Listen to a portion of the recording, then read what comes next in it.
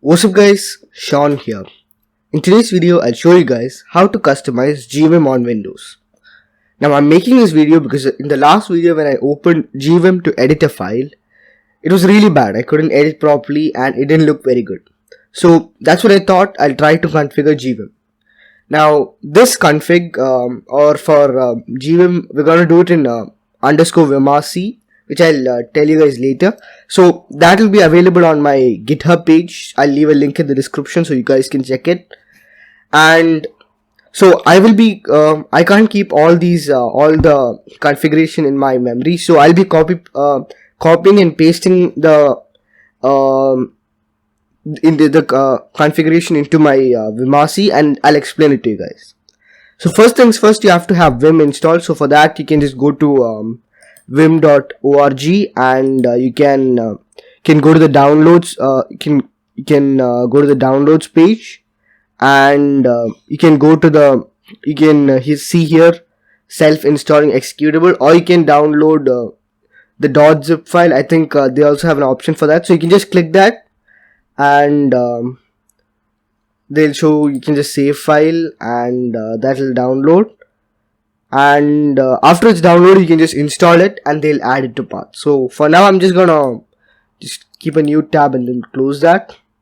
And so now if I open it, I can just if you have installed it with a self-installing executable, they'll add it to path. So you can run it by typing gvim in your command line, and it should open up here, and this should open up in your home directory, so which is c/user/your username, and it's in that directory. So now we need a configuration file for storing a configuration. So now on Windows it's called _vimrc, and it should be in your home directory.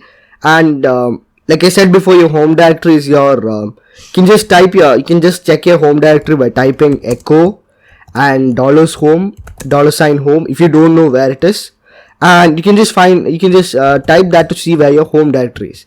Now I know where my home directory is, and for me Vim started up in my home directory. So now we have to create a file called _vimrc for configuration. So you just have to type in edit _vimrc, and Vim automatically creates a configuration file for you. And so I'm just gonna hit enter. So the first thing we're gonna change now is the font, because the font looks pretty bad. So now, like I said before, I'm just gonna be copying and pasting the configuration. So for that I have to set now if I paste, it shows nothing in register, but I actually have things copied. So I'm just gonna type in set clipboard equals to unnamed, so which allows me to copy and paste from a web browser or anywhere else. So now I'm just gonna save this by W, and I'm just gonna save it.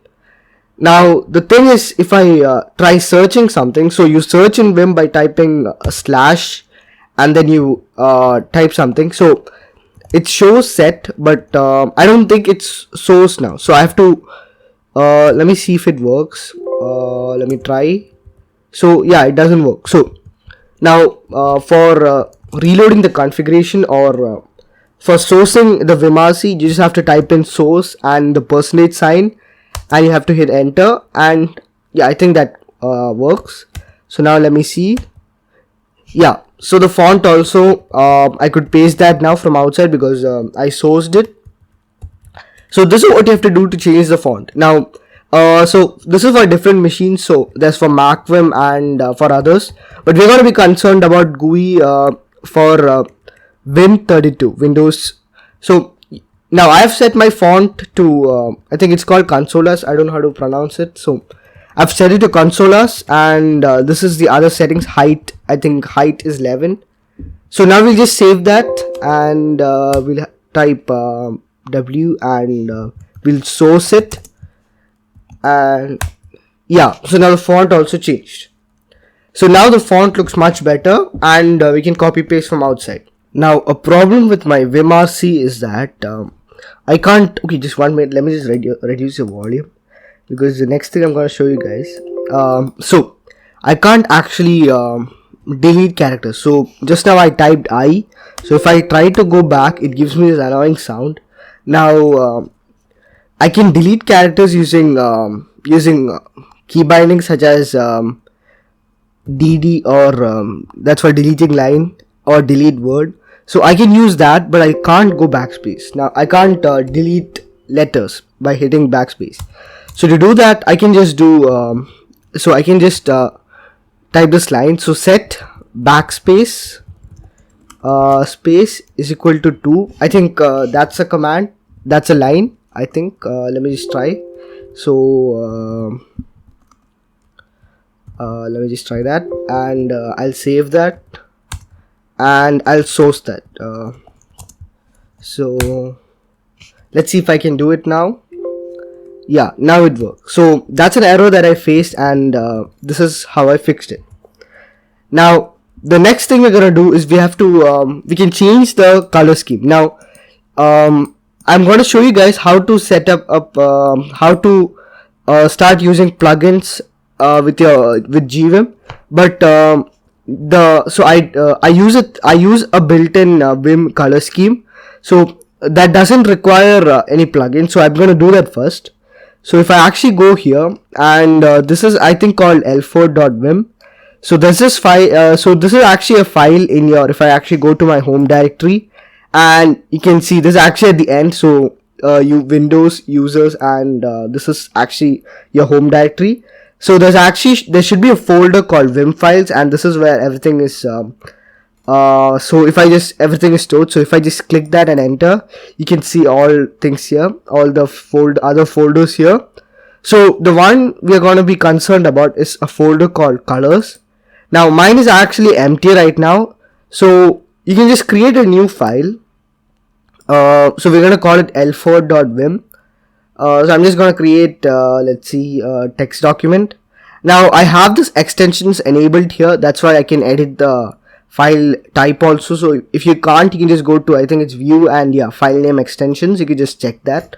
So anyway, so I'm just gonna, let me just minimize that. Yeah, and I'm gonna rename that file. I'm gonna rename it entirely to l4.vim, and yes, and so now that's a Vim file. So we'll go back to our GVim, and I'm gonna tab edit. So we just tab edit, and so this is actually in my Vim files, and in that it's in the colors folder. So I'm gonna type the path to the file. So so this is actually signifying my home directory, and then it's Vim files and /colors /l4.vim, and if I hit enter, yeah, so this is the file. And now we can just copy paste this entire thing from here. I'll put all these links in the description so you guys can check that. So I'm just gonna copy paste that here. Let me just copy paste that here, and if I press P, and that will paste it, and I can just W, and that's saved. So next I'll go back to my vimrc, and at the end I'll type, or I'll type at the beginning because I think that'll be much easier. So I'll type here color scheme,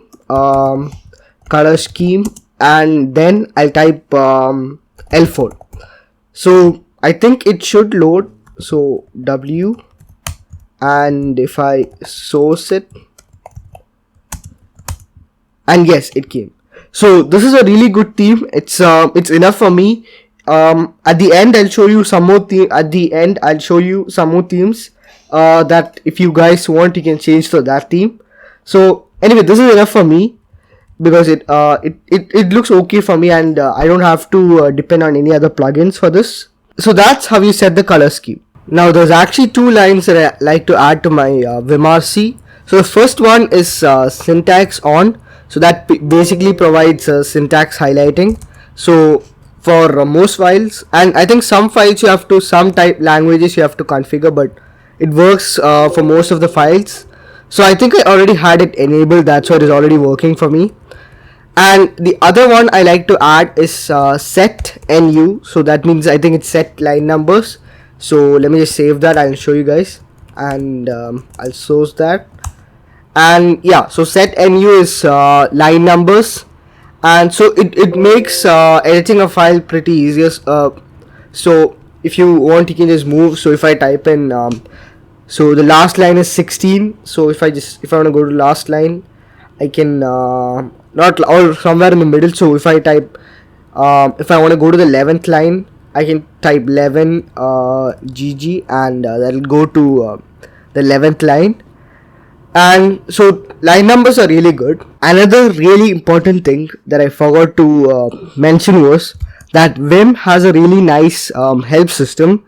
So if you guys have any doubt about what I'm doing here, so you can just type you can just go into command mode and you can just type H or help. So H is short for help, and you can just type whatever you see. So for example NU, so you can just type that, and if it's there, Vim's help system will show you that, and you can read through it if you have any doubt. So now we'll try setting up some plugins.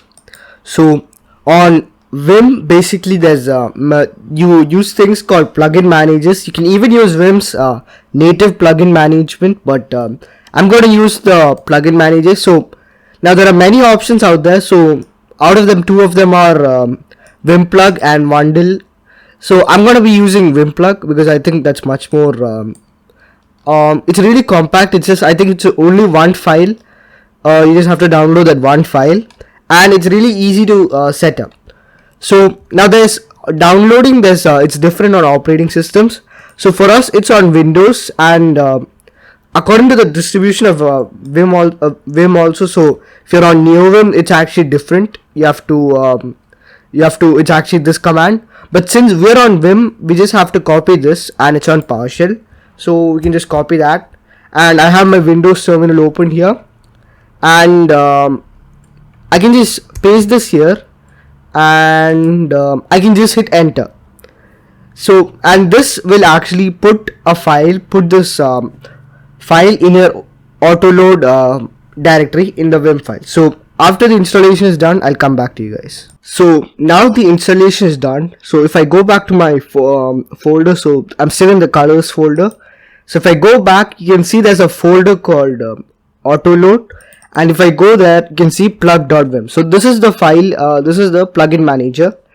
So now we have to add a line to our Vimrc. So if you go down, they'll show you this. So this is you have to do the, if you want to install plugins, you have to do this. You have to put this in your Vimrc. So we'll just copy that, and let's see, we'll go to our GVim, we'll go to our Vimrc, and we'll paste it here. So I'm not going to be using this plugin. So this is basically, you have already set up your plugin manager. Now the thing is, you have to add your directory here. For example, it's here they'll show where you have to install your I'll just tell you guys 1 minute. So you have to specify where you want to install your plugins to, which directory. So now I'm going to paste it here. So for here, now it's written here .vim in your home directory, .vim, and in that there's a folder called plugged. But we wanted to, we're not using .vim. So .vim is a folder for Linux and Mac OS. So for them, I think it's .vim. But for us, it's Vimrc if you're on Windows. So for us, it's, it's Vim files. For us, it's Vim files. So that's a folder for us. So we want the plugins to be installed in Vim files /plugged. So I think I'm just going to create that folder, or I'm not sure if they'll create by themselves, but I'm still going to do, I'm just going to make that folder there and plugged. So that's there. Now we'll just save that. And we'll source that. And now we'll try installing plugins. Now, talking about plugins, the first plugin we're going to install is to make Vim look better. So what we need now is a status line for Vim. So actually we can't, I'll show you guys first. So if I go back to my web browser here, we're going to be installing lightline.vim. So it's basically a status line for Vim. Now this is what it looks like, and it looks really good, and it gives a really good look to Vim. So there's actually a lot of options out there like Vim Powerline, and Vim Airline. But the problem that I face with most of these are that some load in properly in terminals, and in some they don't. So this configuration we're doing, it's also applicable to the terminal version of Vim. So you can use the same configuration for both. So in cases like that, Airline and Powerline mostly doesn't load properly. So that's why we're going to be using lightline.vim. So it's much more simpler. So now to install it, you can in most of the plugins they'll have an option. They'll according to your preferred pack you can install with according to whatever you have. So we have Vimplug. So we're just gonna copy this and go back to our vimrc, and we can go back to our vimrc and we can paste this here. And now to install this plugin, first we'll save that and source it. And now to install the plugin, you just have to type in plug install, and if you did everything correctly, it should install. Now, so my plugins are installed, and I type plug install, and after you hit enter, your plugin should install. And if you go back here to our folder, and now if you check the plugged directory, we have lightline.vim. So if you have it there, that means you've installed correctly. And now we'll just source it again so that we don't have to close it and open it. And why is it not coming? Okay, yeah. So the thing is, it's sometimes it won't load, and for that you have to set you have to type this in. So set last status 2 is equal to 2, and so we'll just type that in. So we'll type that in. We'll go back here and we'll type it here, and we'll save and we'll source. Yeah, so that was a problem. You should have we didn't type that, and once you type that, it should come here. And so that's how you set Lightline up. Now the next thing we want to do is if you guys have noticed, you guys can see this. I think it's toolbar and menu bar. So now there's actually not much use of these two for me, so we're gonna remove that. So to do that, it's just really simple, 2 lines. So I've just pasted it here. So it's set GUI options, and here, and which is equal to M. So this hides the menu bar, and then again in the second line, which is equal to T, so that hides the toolbar. So we're just gonna save that with W, and we're gonna source that, and so that removed that, and now we have that removed the toolbar and menu bar, and we have much more screen space, and it looks much better now. Now at the beginning of the video, I told you guys I'll show you some more themes that you can use to customize GVim, and they are, the first one is base 16. So this has a lot of themes, and you can install this with Vimplug. You can install this, and you can set a theme. You can use the themes. And the next one is Groovebox. So I think I've showed it in a previous video. I don't remember. Yeah, I've showed it in the customizing the command prompt video. So this is also a really good theme for those who guys like this theme. Now it's a really good theme. You can install it, and you can set this according to what you like, and you can install this. And with that said, I think that's going to be it for today's video, guys. Thanks for watching. Please like, share and subscribe. This is Sean signing off.